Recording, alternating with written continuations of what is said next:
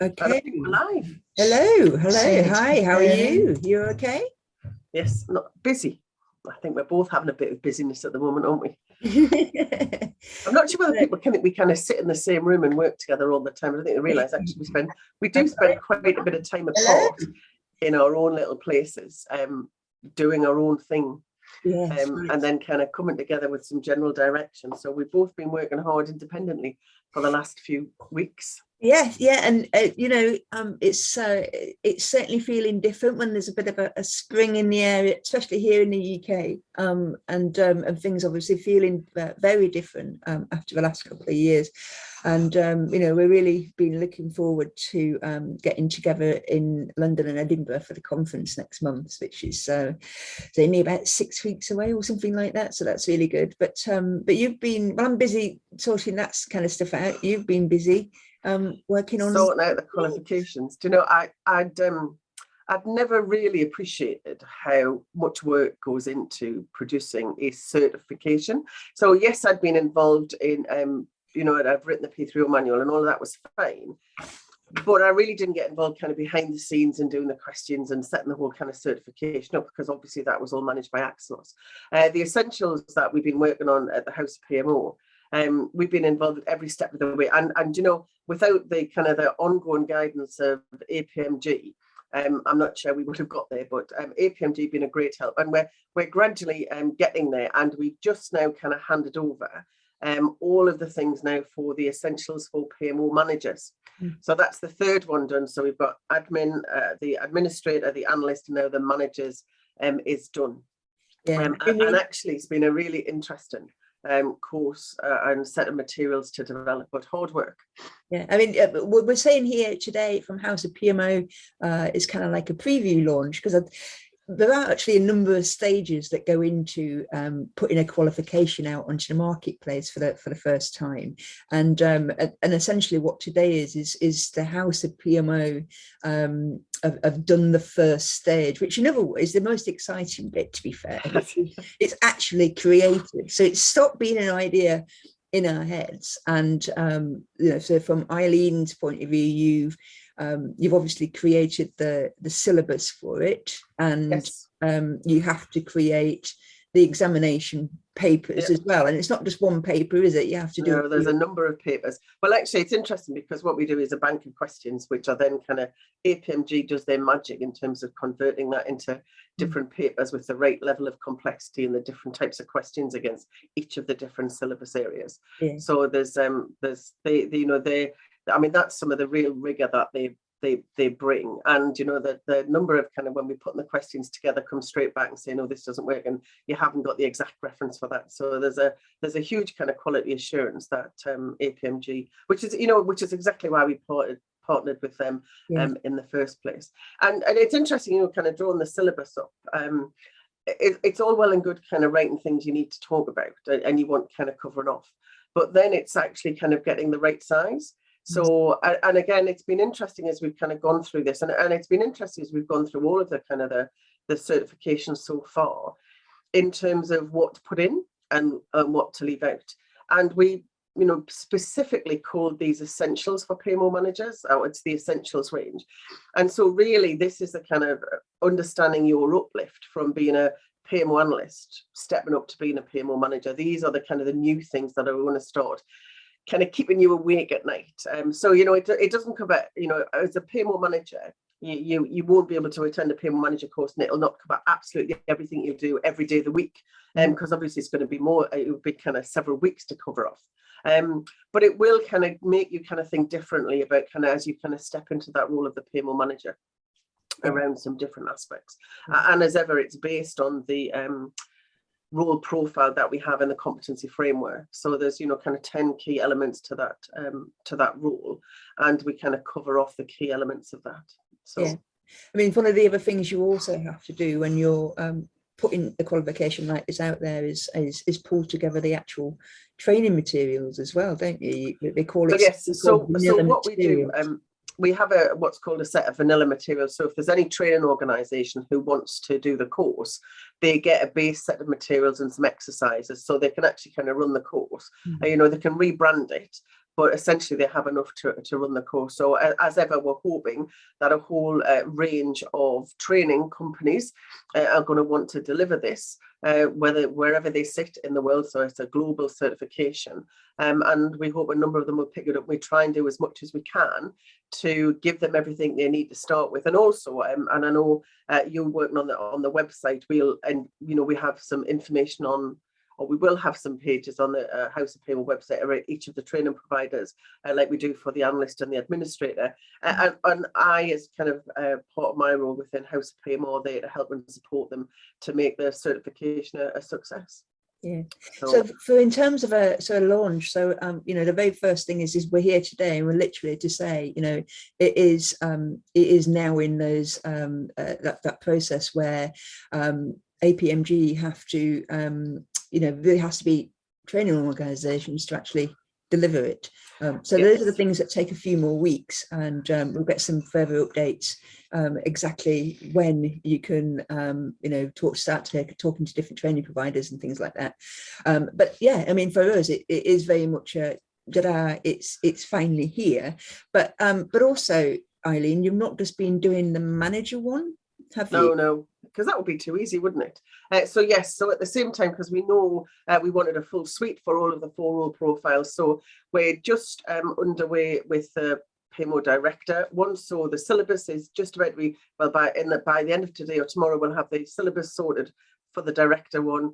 We'll also have the first pass of the vanilla material ones, and the question writing has started. And again, question writing is incredibly difficult. And do you know the interesting thing about writing the question?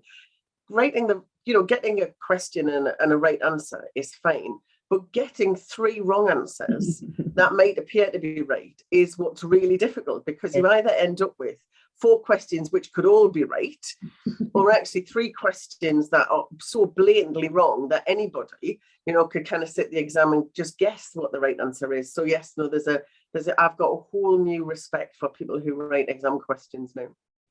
Excellent. So we've got the director one is coming, but if you're listening to this and you're not aware of House of PMO and what it is that we do, we're a membership-based organisation for people that are working in PMOs.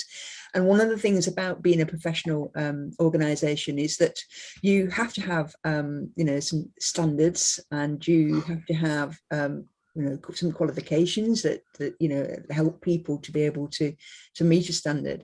And essentially House of PMO was born last year. We're now coming up to our birthday, actually, our first year birthday next week.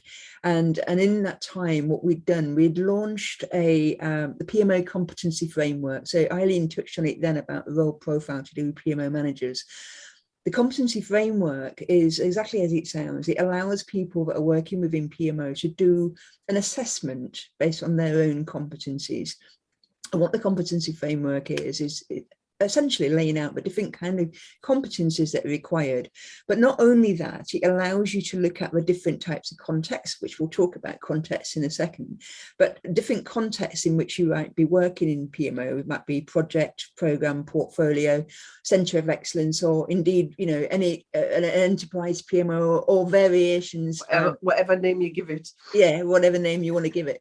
And then within the competency framework itself is also 4 key roles that you are most likely to find in PMOs. We know there's 1,001 different names for people that are working in PMO, but we went quite generically. And then for people that are not aware, the competency framework was created by people that work in PMO.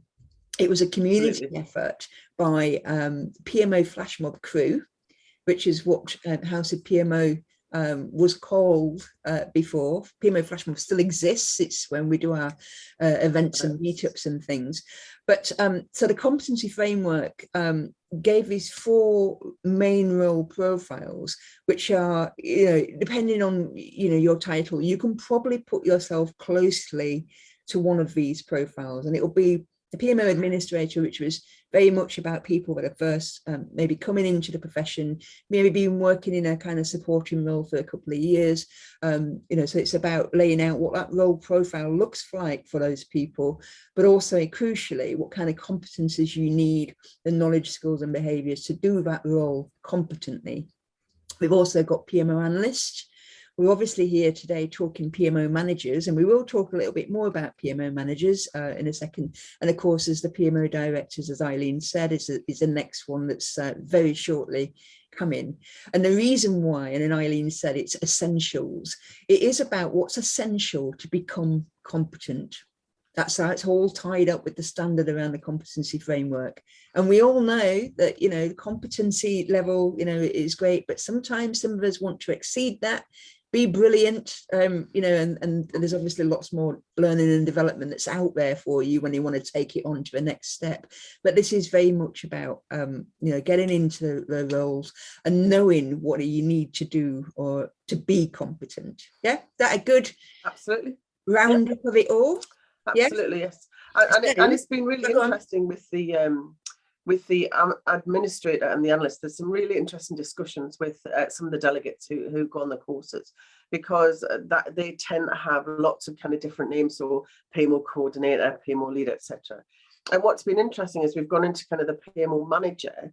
It's a job that's much more prevalent in the organization, and a lot of the PMO managers kind of don't often get that development for themselves within a PMO context. So it's been interesting to look at the PMO manager role and understand, you know, kind of whether you're a standard way, you know, you kind of work as yourself and you've got the job title of PMO manager. And it's been interesting. A lot of people don't have the role of PMO manager and are the only person. Often we find somebody who's the PMO lead or the PMO coordinator might be the only person, so they're not necessarily seen to be doing management activities. So whereas kind of once you're a PMO manager, typically you might have at least one other person who reports into you. But we don't cover it. It really is kind of the real focus of this is about how do you manage your PMO, how do you kind of build it to be what it needs to be, and deliver the types of services that the customers of your PMO are really looking for. So, and we cover off a lot of those areas where, you know, perhaps PMO managers, when you come up from a PMO analyst, perhaps you've not really kind of spent time, a whole load of time thinking about. So very much in terms about kind of how's the PMO performing, you know, kind of what are the metrics that we have around the PMO. And crucially, which I think is a really interesting one, that really kind of makes a big difference between different PMO managers, is whether you sit in something what we would call an integrated PMO model. So whether your organization has, what I always call them like a smattering of PMOs across the piece, or somebody has done an intelligent design to say, well, actually, we're going to have 6 PMOs. One's going to be an EPMO. We're going to have one to cover the strategic projects. That'll be the strategy PMO. We're going to have one for all of the construction projects. We'll have a construction PMO. We'll have some department ones. There'll be an IT PMO. So, you know, whether somebody's kind of thought about that really adds to the level of work that's involved in designing and building your PMO. So what are the kind of foundations that are already there? And obviously on the course, we have to cover all of the different options. So it's really quite interesting to see how the approach for building a PMO can differ from a kind of a single PMO to multiple PMOs that are not connected to multiple PMOs that are connected in the organization.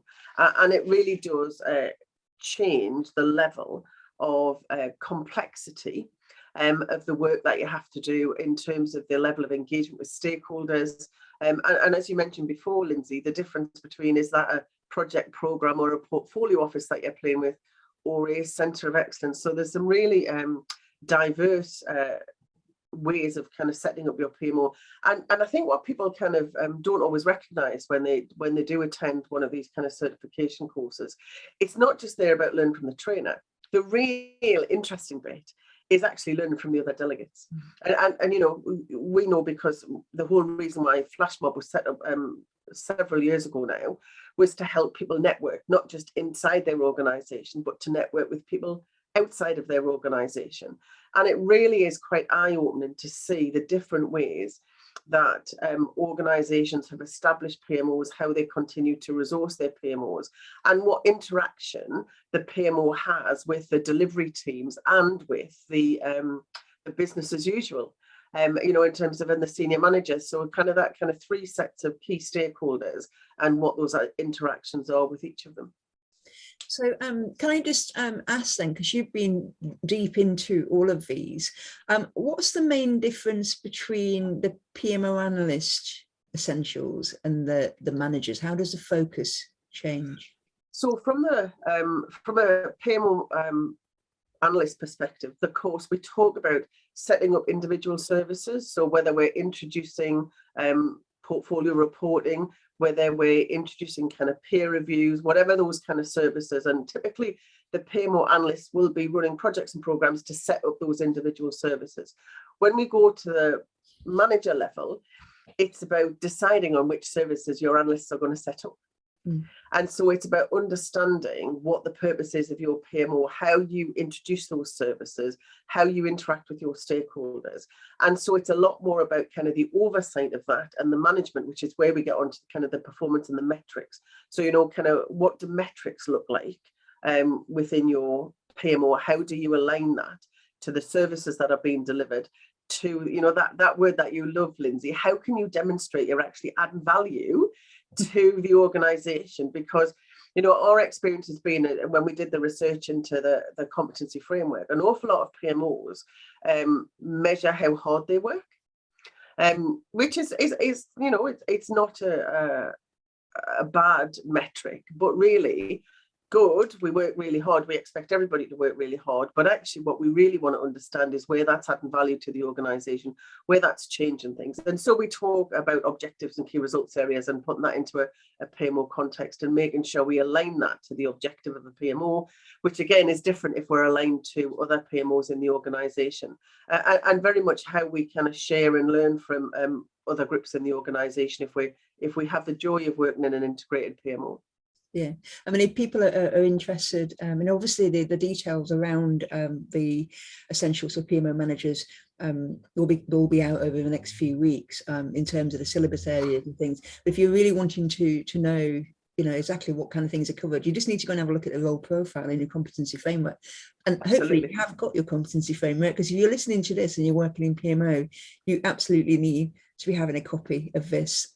It's, you know, it's becoming one of those things where people are, even though it's about a self-assessment for you, actually a lot of people are using it to as Eileen says, to help define, you know, what kind of things should we be having in place, you know, what kind of context a PMO would, you know, what does it require.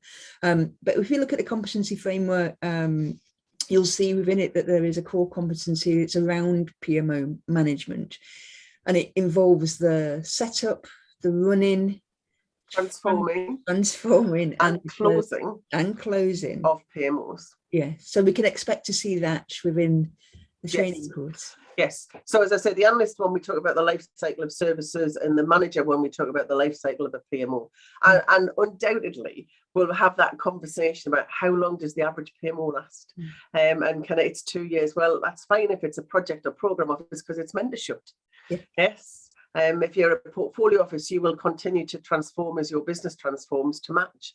So it'll be some interesting kind of conversations about kind of, you know, when do you decide to shut rather than transform, and kind of what are the things we need to take account of. And I think the other thing, which, you know, we've often talked about, is in the PMO we should be the kind of demonstrate how to use project and program delivery framework. So if we're setting up a PMO, why would you not use project management to set that PMO? Because it's a change to the organization. So we have a conversation about how we use that. And the number of times, you know, I've spoken in organizations, and they've said, we're introducing a PMO, and I say, so I'm interested just to see your business case and your project plan. And they go, well, we're just doing it incrementally. Well, so you'll have like an agile plan and kind of some sprints and what have you. Well, no, we're just kind of doing it.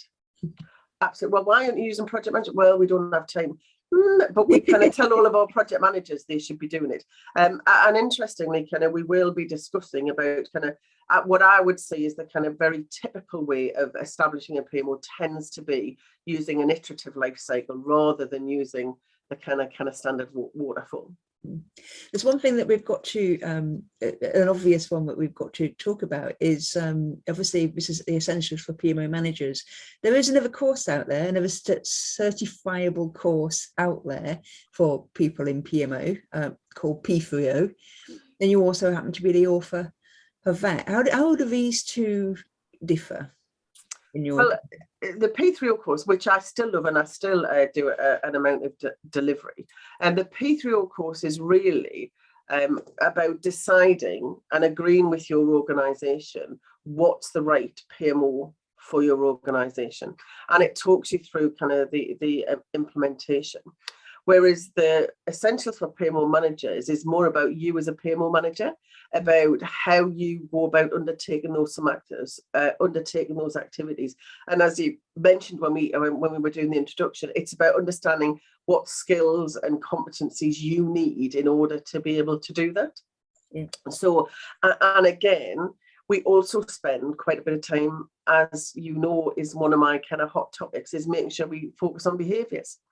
Because behaviours makes all of the difference as to whether what we do is effective, and importantly about how well we engage with our stakeholders and our customers, and whether they want to engage with us and be our customers.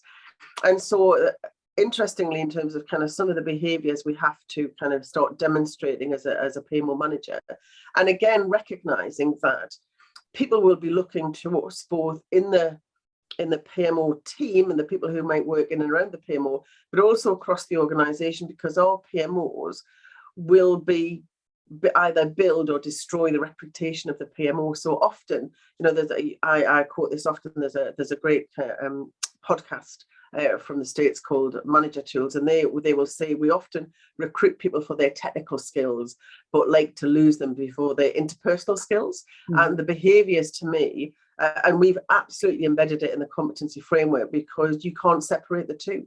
You know, you have to have the skills to be able to do the job, but you have to be truly competent. You also need to be able to kind of demonstrate the behaviours and do those things in the right way to make them effective. And good old kind of Stephen Covey, it's not about being just effective today, but will continue to be effective through ongoing engagement with customers and stakeholders. Yeah, great.